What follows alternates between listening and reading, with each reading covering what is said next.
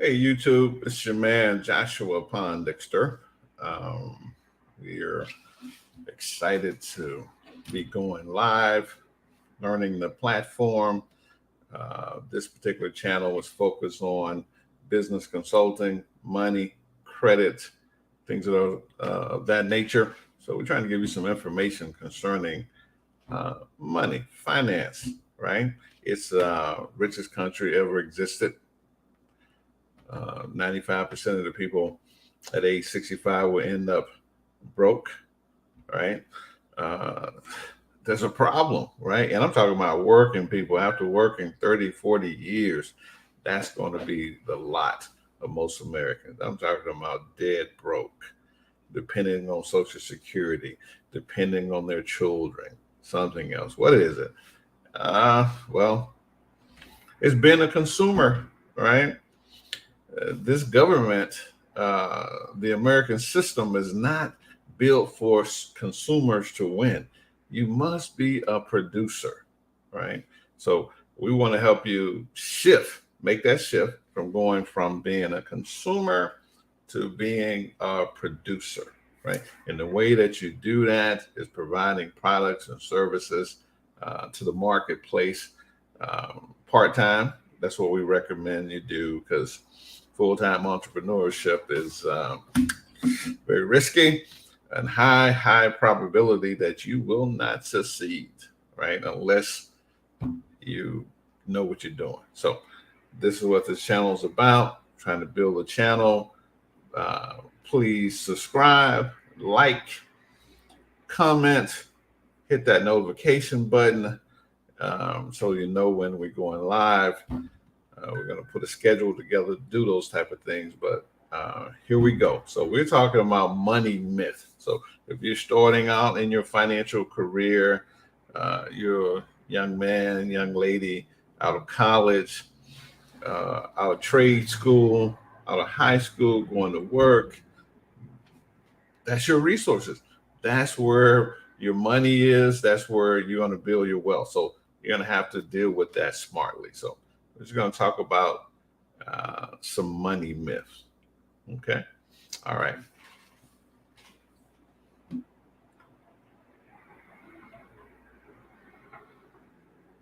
Let's get my slide. So these are the biggest money myths. There's a lot of them, right? But we consider these to be the biggest ones out there about money. Rich people are crooks and evil, right? So that's not true, right? That's not true. We know slave owners, bankers. There are segments of the population that are crooks and evil, right? But hey, I was just reading a story, I listened to a story about Gary, Indiana. The steel mill was built by one man. That town, Gary, Indiana, that produced the Jackson Five and produced families for decades, right? Until the steel mills moved out. That's not evil. So that is a myth. So if you believe that, you will never ever become financial independent, rich, wealthy, whatever you're seeking. So take that myth out the table because when you look at philanthropy, you cannot be a philanthropist if you don't have any money. You cannot give the causes that excite you, right? So that's myth number one. Let's look at some more of these myths. You get rich by saving money. Absolutely not. You don't have enough time in the day to save enough money to get rich. You, me, the majority of us, right? So if you were an athlete, entertainer, making hundreds of millions of dollars a year, let's just say $20 million a year. Yeah, and you pay your taxes, keep your lifestyle low, and save your money. Yeah, you can get rich saving, but that's rare air, right? For you and I, common people, the average 95%, we're going to have to do something differently. We're going to have to invest, right? So I suggest number one area to invest in yourself and invest in your ability to make money. So if you're making $25,000 this year, increase your skills so you can make 35, 40, 50, 60, 80, and continue to make more money. Keep that lifestyle the same, and find ways to invest that money, right? So that's outside the scope of this presentation. But once again, if you want places to invest and where to invest your money, JoshuaPondexter.com, hit your boy up. We will give you a consultation on that. Go to my website, get a retirement planning, business planning consultation. We can help you with that. Where to put that money. Status in a savings account. The more money you have, the happier you'll be. This is a myth, right? Money in and of itself does not make you happy, right? Now, there's been studies done, right, where people would give someone money, send them on their way, or they would give someone money and instruct them to go and give it to other people. That person reports being more happy when they have money to help other people, right? And then there's diminishing returns on a thing, right? Just like eating chocolate or whatever you like. After a point, you didn't have enough of that chocolate. You didn't have enough of that champagne, right? It's the same way with money, right? So, and then when we equate it to a happy quotient, right? So, get as much money as you want. That's what that's what I'm saying. But don't look for this to make you happy. There are other things that happy. I have a working definition of happy. Happiness for me is that when my thoughts are pleasant the majority of the time. And you cannot be emotionally, spiritually, and financially disturbed and be happy, right? So get you a little money, right? So you won't be financially disturbed. Get you some emotional stability, some spiritual positions in your life so that you can be happy. If you want to get rich, you need a big salary. Well, there's a law that says the more you make, the more you spend. Right? I think it's called Kirchhoff law. And of course, if you engineers out there, you might think I'm talking about some electrical principle. No, this is a principle in money. The more you make, the more you spend, right? So what we need for you to do is to break that law, right? Because the bigger house you're going to get, the bigger neighborhood, country clubs, right? So no, that's what happened with more South. You want to move downtown Chicago or to the major hubs in the city. And no. So you don't need really a big salary. Ain't nothing wrong with it, right? If you get one, break the law and keep your means, your lifestyle at a comfortable level so that you can invest, right? So that's a myth, right? So you have to start where you are. So if you make $25,000, $45,000 a year, you're gonna have to start there, right? So you're gonna have to figure out where do I need to save? How can I save some money? I tell you, your biggest expenses is taxes. 50 to 70% of your income is exposed to taxation, right? That's Love America. Sales taxes, both state and federal, excise taxes, property taxes, business taxes. So you need a tax strategy that's both legal, moral, and ethical so that you can put that money back into building wealth for you and your family. Simple. Another myth. With high risk always come high reward. No. That's a myth. You got to risk it all. You got to go for the home run every time. No, that's just not how life works, right? I was listening to an interview with Mr. Wynn, Vegas fame, and he was saying that people want to know, how do we do these big projects? He said we plan, and we keep on planning, and we're so confident in our plan that we can do it, right? Multi-billion-dollar projects, people, employing people, resources, bringing all that stuff together, right? Wow, that's humongous, right? Planning. So what knowledge, to get knowledge about a thing, right? That minimize your risk. So you're going to go in business, you're going to choose a career, you're going to choose a spouse, you're going to choose a place to live, get knowledge about that thing, right? That minimize your risk so you're not taking the high risk. Okay. You need to be rich to invest. Well, that's not true, right? You don't need to be rich to invest. You're going to have to start where you are, right?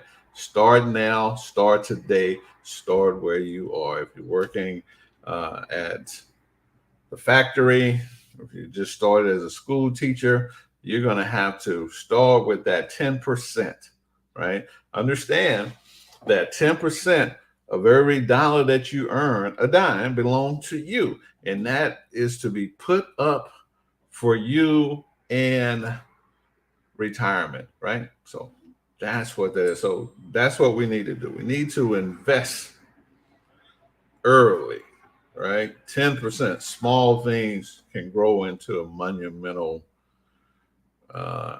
reality. It takes money to make money. That's not true. No, that's not true at all. Personally, my position is that always been, and I've been working all of my life, but I always had a position that if I needed a job, I could work at McDonald's in the morning, Burger King in the evening, and take care of myself and pay my bills. That if that's what I had to do, that's what I would need to do. So it don't take no money. I can exchange my time for some money, which the majority of us are doing. Working jobs, self-employed. We're exchanging our time for money, right? So it doesn't take money to make money in the beginning. So once you get some money, you start saving some money, you leverage that money to make more money, right? So that's a myth, young people. Getting money with your tax return is a good thing, right? So this is the American trick. The government has tricked us to waiting till the end of the year to get that big tax return, $4,000, $6,000, $8,000, $12,000 tax return. That's not the way to go, right? You could actually use that $12,000 throughout the year to start a business, to save for your retirement, right? Because actually all you're doing, you're giving Uncle Sam an 18-month tax return. Actually, today happened to be April the 15th, right? So from January, all around April 15th, when they start taking money out of your check, starting the first week in January, that money is a tax-free or interest-free loan to the United States government, right? So this is never a good reality. So this is one way I have clients that we have helped divert $1,000, $1,500, husband and wife, back into their pocket for them to use to start a business and get moving, right? Building a side hustle, because with these mass layoffs, you don't never know what's going to happen. Anyway, that's another topic. More money, more problems. Definitely not true. Definitely not true. More money, you got problems. In the book of Job, it says a man is born unto trouble as the sparks fly upward, right? It's going to trouble, problems are going to be there. But I tell you, what happens is that when you get some money, you got different problems, right? I'd rather have more money problems than not having, one can't get my car fixed, can't pay my rent, my mortgage, can't have my children an extra curricular activities that's enriching them. I can't do anything without more money, right? So more money, more problems. That's a myth. More money, different problems, right? And those are problems. Want some of these money problems. Retirement is the gift for working hard for your entire life. No, this is not true. Retirement is a number, right? So if you are starting out 20, 25 years of age, and you say, well, my dad, my mom, they worked to their 60s and they retired and they died. No, that's because they didn't know that retirement is a number. You got to figure out what's your number. How much cash do I need, right, to sustain a lifestyle that I want? So if that number, and trust it ain't that's a millionaire. It ain't $10 million, right? $1 million at 6% is $60,000 a year, right? You can live in Mississippi, Arkansas, Georgia, Florida for $60,000 a year. So if you put $1 million together, 2 million at 6%, $120,000 a year. Come on now. So don't trick yourself that you need tens of millions of dollars to retire comfortably in this country, in this world. No, unless you want a new Benz or 4, 5 bedroom house, something ridiculous, right? But it's a number. Retirement planning is what we do. JoshuaPondexter.com. Hit us up on that website for your consultation. All right. Money doesn't grow on trees. Well, as a boy from Arkansas, not true. One of the jobs I used to do with my uncle was we cut down trees and sell them to the paper mill. Tell me money don't grow on trees, right? So you never been in agriculture. Go down to Florida where those oranges and all those stuffs and bananas, whatever, that's growing on trees. You need to, if you're going to invest in agriculture, and you can do that. Your government will subsidize you for investing in agriculture, right? Meaning you get a tax break for investing in agriculture, not Google and Facebook. They don't get a tax break for that. So money grows on trees, people. All right. So the best thing in life are free. Time, loved ones, your children, your spouse, the best things in life, air, good health. No, this is a myth, right? To have good health, you got to buy good food, drink good water. That costs a lot of money, right? If you're going to have a spouse, men, you're going to have some money because it's going to cost you, right? Children, they're going to cost you. These best things in life for free is not true, right? This is a myth, right? It's going to take some finance. Cash is king, right? Cash is king. I thought this for years, right? Years, but cash was king. But what I found out was that the people that control the world are the lenders, right?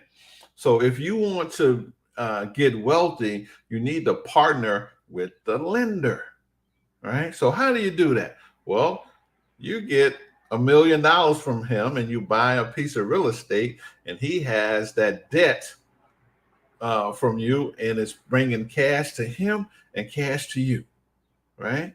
So you get 10 million from him, right? And you buy assets that pay you and pay him. You got to go in business with the lender, and you do that through debt that buy assets, not red bottoms and a bunch of other, consumable stuff, right? So that's another myth. Time is money. There's another myth. This is not true, right? If I said, hey, you take this $1,000,000 and you die tomorrow, which one you take? No, you're not going to take the $1,000,000 because you know time is more valuable. With some time, you can get you some money if that's your desire, right? To get money. All right. You cannot take it with you when you die. That's another thing. I deal with retirement planning with clients. There's phases of that. First phase is selecting where you're going to put your money. The second phase is accumulation. The third is you living on it. The fourth one is passing it on to the next generation, what you have left over. And you don't want to take it with you. You want to leave it to responsible people who have trained, right? And that way you live on, right? You live on in the memories, you and financially and things of that nature, right? So those are the myths. They're not rocket science, anything of that nature, but those are myths about money. And if you want to learn more about money, keep tuning into this channel because this is what we're going to be talking about. This is the knowledge that we're going to be dropping on you. Money perspective, how to shift your perspective. We want you to stop being a consumer and become a producer, right? So listen, please like, subscribe, share, hit that notification button because we're trying to build this channel and we will build it because we're going to give you content that's beneficial for you and your family and future generations. All right. Bye for now. As always, in the parting, we wish you peace, love, and so.